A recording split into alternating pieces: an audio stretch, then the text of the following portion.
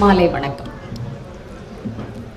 இங்கே வந்து பேசுகிறதுக்கு வரும்போது இது ஒரு இலக்கிய மேடைன்னோ இங்கே எல்லாம் எழுத்தாளர்கள் கூடியிருக்காங்க அப்படிங்கிற எண்ணம்லாம் எனக்கு வரதில்லை. கோவில்பட்டிக்கு போனாலே அப்படியெல்லாம் எனக்கு நினைவு வராது. எல்லோரும் உறவுகள், அவ்வளோதான். அண்ணா, அப்பா, அக்கா, அண்ணி, இப்படி தான் இருக்கும். அப்படி தான் இப்போது நான் நினச்சிட்டு இங்கே வந்து எல்லார் மத்தியிலையும் பேச வந்திருக்கேன். எனக்கு உண்மையிலேயே குழந்தைகளை நான் பார்க்க வளர்ந்த குழந்தைகள் எனக்கு எப்போவுமே குழந்தைகள் தான்.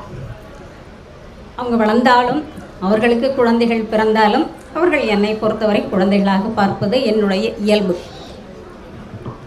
அதே மாதிரியேத்தான் இந்த மதிமகளையும் நான் குழந்தையாகத்தான் பார்க்கிறேன். இவ்வளவு நான் பார்த்து வந்தேன் இந்த சிறுகதை தொகுப்பை படிக்கும் வரை. படித்த பிறகுதான் இவ்வளவு யோசிக்க தெரிகிறதா, இவ்வளவு தன்னை சுற்றி பார்க்க தெரிகிறதா இவளுக்கு அப்படிங்கிற சிந்தனை எனக்குள்ளே வந்துச்சு. அது வந்து நான் ரொம்ப சுயநலமாக இருந்துட்டதா அப்புறம் நான் புரிஞ்சுக்கிட்டேன். வந்து அவங்களும் வளர்கிறாங்க, அவர்களுக்கும் சிந்தனா சக்தி இருக்கிறது, தன்னை சுற்றி நடப்பவை அனைத்தையும் பார்க்கிறார்கள், நிறைய வாசிக்கிறார்கள், அதனால் எழுதுகிறார்கள் என்பதையும் புரிந்து கொண்டேன். மதிமகள் என்ற மகாலட்சுமி கவலைப்படவே தேவையில்லை. மிகச் சிறப்பானதொரு சிறுகதை தொகுப்பை கொடுத்திருக்கிறார். அதனால் அந்த பதட்டமோ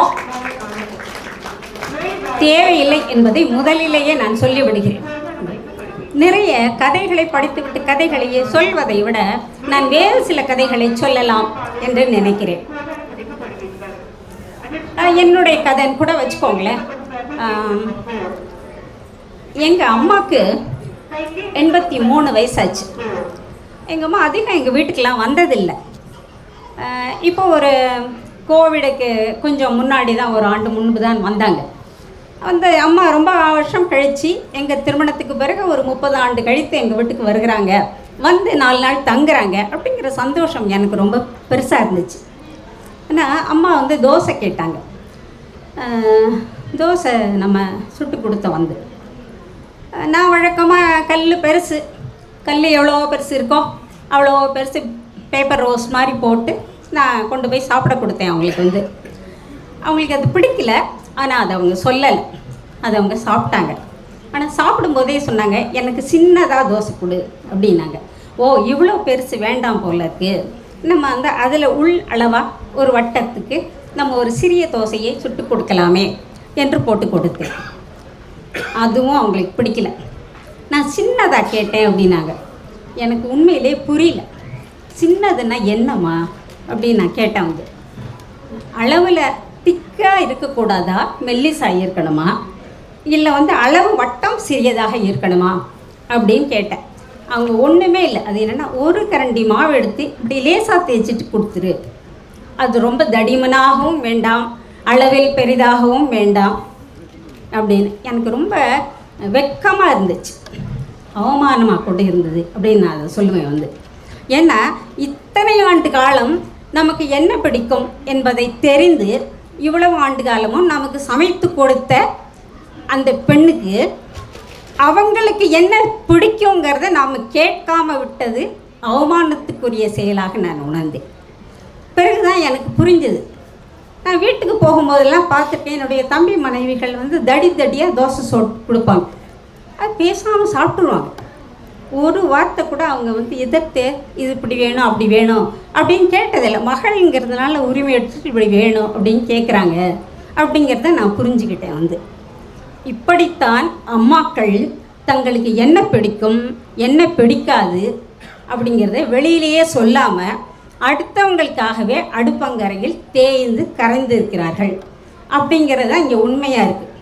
ஏன்னா இந்த தலைப்பு இருக்கக்கூடிய அருகில் பயணிக்கும் நிழல், இந்த கதை வந்து படிக்கும்போது எனக்கு ரொம்ப கலங்கி போனேன். ரொம்ப கலக்கமாக இருந்துச்சு. வந்து ஏன்னா அது ரொம்ப மனசுக்கு நெருக்கமான ஒரு கதையாகவும் அது இருந்தது. அந்த கதையை படிக்கும்போது என் மனசுக்குள் வந்தது மதி. அந்த மதிமகளை பெற்ற மதி, அந்த மதி தான் எனக்கு முழுக்கவும் மனதில் வந்தது. அது மதியின் கதை தான். அது எவ்வளவு இந்த குழந்தையின் மனதிற்குள் உறுத்தலாக இருந்திருக்கிறது என்பதை அந்த கதை வந்து மிக அழகாக வெளிப்படுத்தி இருக்கிறது என்பதையும் இங்கு பார்க்க வேண்டும். இப்படி பல கதைகள் தோழர் ரோஹிணி சொன்னாங்க. வந்து இந்த பாறைக்கு தண்ணீர் ஊற்றும் குழந்தைகள், என்ன குழந்தைகள் மனசு, பாறைக்கு தண்ணி ஊற்றுனா அது பெரிய மலையாக வளர்ந்துடும் அப்படிங்கிற எண்ணம் இருக்குல்ல, எவ்வளவு குழந்தைத்தனமான எண்ணம். அப்போ வந்து செடி எப்படி தண்ணீர் ஊற்றினால் வளர்க்கிறதோ அவ்வாறு அந்த பாறைக்கு தண்ணீர் ஊற்றினால் பாறையும் மலையாக வளரும் என்ற அந்த குழந்தைகளின் குழந்தைத்தனமான நம்பிக்கை. இப்படி பல விஷயங்களை குழந்தைத்தனமாகவே எண்ணிக்கொண்டிருப்பது. வளர்ந்த பெண்களும் கூட குழந்தைத்தனமான சிந்தனைகளோடு இருக்கிறார்கள். அதில் மற்றொன்று பாத்திரங்கள் பறக்கின்றன. நாம் வந்து அடைந்து கிடப்பவர் கணக்கு அல்ல, அடுக்கலைக்குள் பறக்க வேண்டியவர்கள் என்று அது சூசகமாக பெண்களை சொல்கிறது. நீ உள்ளே அடைந்து கிடக்காதே, பறந்து போ, வெளியில் இருக்கிறது உலகம், இந்த 4 சுவர்களுக்குள், அந்த 4 சுவர்களான வீட்டுக்குள்ளும் இருக்கக்கூடிய இன்னும் சிறிய 4 சுவரான அடுக்கலைக்குள் நீ அடைந்து கிடக்காதே என்பதைத்தான் மிக குறியீட்டு கதையாகத்தான் நான் அதை பார்க்கிறேன். வந்து மிக அழகான ஒரு கதை. இப்படி பல கதைகளை சொல்லிக்கொண்டே போகலாம். வந்து அவ்வளவு அற்புதமான ஒரு கதை. இதில் வந்து வழக்கமாக வீட்டுக்குள் நடப்பது தான் திருமணம். பெண் வந்து பருவம் அடைவது, அப்போது பேசக்கூடிய சொற்கள், கேட்கக்கூடிய சொற்கள், அது எவ்வளவு வலியை தரும். அடுத்து திருமணத்துக்கு பிறகு 30வது நாள் அது மற்றவர்களை, அந்த பெண்ணை விட மற்றவர்களுக்கு நினைவில் நிற்கிறது.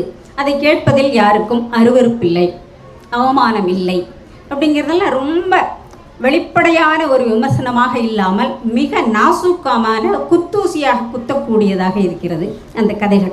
அதில் விமர்சனங்கள் கல்யாண்ஜி எழுதியிருக்கிறார் அணிந்துரையில், அருமையான அணிந்துரை. அதில் வந்து இதில் வந்து விமர்சனங்களே இல்லை, யார் மீதும் எந்த குறைகளும் இல்லை அப்படின்னு அவர் ரொம்ப மென்மையானவர், மென்மையாக தான் பார்ப்பார். அதனால் மென்மையாக சொல்லிட்டு போயிருக்கார். அப்படி அல்ல, இதில் விமர்சனங்கள் இருக்கின்றன, மறைமுகமாக இருக்கின்றன. எல்லா விமர்சனங்களையும் மதிமகள் தன்னுடைய எழுத்து வன்மையினால் அந்த விமர்சனங்களை எடுத்து வைத்திருக்கிறார்.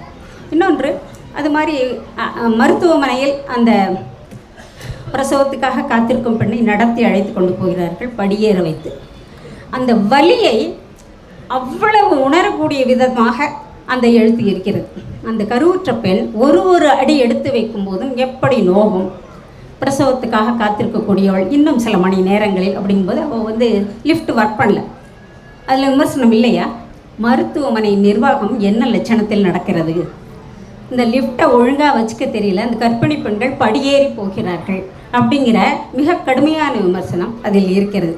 இப்படி பல விமர்சனங்கள் இந்த சிறுகதை தொகுப்புக்குள் அடங்கியிருக்கின்றன. நான் எந்த குறிப்பும் கையில் வைத்தில்லை, நான் ஒரு நினைவுக்காகத்தான் இதை வைத்துக்கொண்டேன். இந்த கதைகளில் இருக்க 10 கதைகள் இருக்கின்றன. நான் மதியம் 1:30 மணிக்கு சாப்பிட்டு முடித்து விட்டு கையில் எடுத்தேன். 4 மணிக்கு முடிச்சிட்டேன். ரொம்ப வேகமாக வாசிப்பேன், ரொம்ப வேகமாகவும் என் மனசுக்குள்ளேயும் மூளைக்குள்ளேயும் அது போயிடுச்சு. இதில் வரக்கூடிய கதைகளில் வரக்கூடிய பெண்களின் பெயர்கள் வேண்டுமானால் வேறு வேறாக இருக்கலாம், மலராக இருக்கலாம், மல்லிகாவாக இருக்கலாம், எப்படி வேண்டுமானாலும் இருக்கலாம். ஆனால் பெயர்கள் தான் வேறு, அவர்கள் எல்லோரும் ஒன்று தான். எல்லோருடைய பிரச்சனையும் இங்கு ஒன்றாகத்தான் இருக்கிறது அப்படிங்கிறதையும் இந்த சிறுகதை தொகுப்புகள்லேருந்து புரிஞ்சிக்க முடியுது. வந்து பிறகு இன்னொன்று, இந்த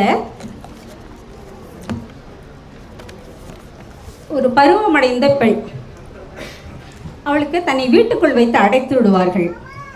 ஒரு சிறு நகரம், அந்த ஊரில் வந்து அப்படிதான் இந்த நடைமுறைகள், எல்லா ஊர்லேயும் அப்படி தான் இருக்குது. கிராமங்களைப் போலத்தான் இன்றைக்கு சென்னை போன்ற நகரமும் இருக்கிறது. பெண்ணின் மாதவிடாய் என்பது இப்போதும் வந்து தீட்டாகத்தான் பார்க்கப்படுகிறது என்கிறது. அது மாறவே இல்லை இன்னும். இங்கே வந்து அதுவும் விசேஷ நாட்கள், கோவிலுக்கு போக வேண்டும் என்ற நாட்கள், கணவன் மாலை போட்டு கொண்டிருக்கிற நாட்கள், இப்படி எல்லா நேரத்திலும் பெண்ணுக்கு மாதவிடாய் வந்துவிடக்கூடாது. அவள் தூய்மையானவளாக இருக்க வேண்டும். அவர்கள் வேறு எங்காவது போவதற்காக குடும்பத்தோடு பிளான் பண்ணியிருந்தா கூட மாதவிடாய் வந்துவிடக்கூடாது. அதற்கு வந்து மாத்திரை போட்டுக்கொள்ள வேண்டும். மாத்திரை போட்டு அந்த மாதவிடாய் சுழற்சி தள்ளி வைத்து கொள்ளலாம். இது வந்து வழக்கமாக நடக்கிறது. இது வந்து ஒரு இயல்பான ஒரு விஷயமாகவே இந்த சமூகத்தில் இப்படி பார்க்கப்படுது. அதில் தூரம் என்ற சிறுகதை வந்து மிக அருமையாக அதை எழுதி கொண்டு போகிறார் அவர். வந்து அது ஒரு குழந்தையின் மனநிலையில் இருந்து அந்த குழந்தை பருவமடையும் பெண் வீட்டுக்குள் முடக்கி வைத்து விட்டால் தான் வெளியே எங்கேயும் போக முடியாது, இனி வெளியில் போய் விளையாடுவது இல்லாமல் போய்விடும் என்பதை அவ்வளோ அழகாக சொல்கிறது அந்த கதை வந்து. அதைத்தான் அந்த தம்பி ஒரு மோனோ மூலமாக நடித்து காட்டினார். அற்புதமான அதை சைக்கிளை கூட ஒரு கதாபாத்திரமாக்கி அதை வந்து நடித்தார். அவருக்கு என்னுடைய வாழ்த்துக்கள். அவர் இங்கே இருக்கிற என்னன்னு தெரியல, அவருக்கு என்னுடைய வாழ்த்துக்களை சொல்லிவிடும்படி கேட்டுக்கொள்கிறேன். ஜெய்தீப் என்று பெயர் சொன்னார்கள், அவர்தான் என்று நினைக்கிறேன். மிக அற்புதமாக இருந்தது அந்த கதையை அவர் வந்து பண்ணியது.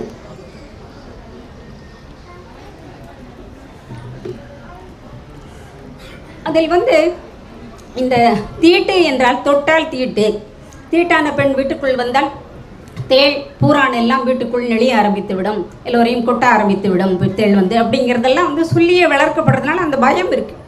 அதனால் அதை நம்ம சொல்லாமலே இருக்கோமே. 2 நாளாக வீட்டில் சொல்லவே இல்லை. வீட்டில் தான் பெரிய மனுஷி ஆகிட்டோங்கிறது வீட்டுக்கு சொல்லாமலே மறைக்கிறான் அந்த பொண்ணு வந்து.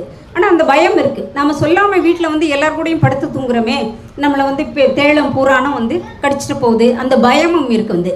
அது அப்படி எதுவும் வரல அப்படின்னதும் சேச்சா இதெல்லாம் போய் அப்படிங்கிறது வந்து எல்லாமே புட்டுக்குச்சு அந்த இடத்துல வந்து. அப்போ அவளுடைய நம்பிக்கை அங்கே இன்னும் அகலமாக அவளுடைய கண்களை திறந்து விடுகிறது. இப்படி பல கதைகள் இருக்கிறது. மொத்தத்தையும் நாங்களே சொல்லிட்டா நீங்களே என்ன தான் படிக்கிறது. அதனால் இந்த கதை வந்து 100 பக்கம்தான், 112 பக்கம்தான் இருக்குது. 10 சிறுகதை தான். நீங்கள் உட்காந்திங்கன்னா ஒரே மூச்சில் படித்து முடிச்சிடலாம். அவ்வளவு அற்புதமான சிறுகதை. வெளியிட்டு இருக்கும் பாரதி புத்தகாலயத்துக்கும் இந்த கதையை எழுதியிருக்கக்கூடிய என்னுடைய அன்பு மருமகள் மதிமகளுக்கும் என்னுடைய மனமார்ந்த வாழ்த்துக்களை மீண்டும் சொல்கிறேன்.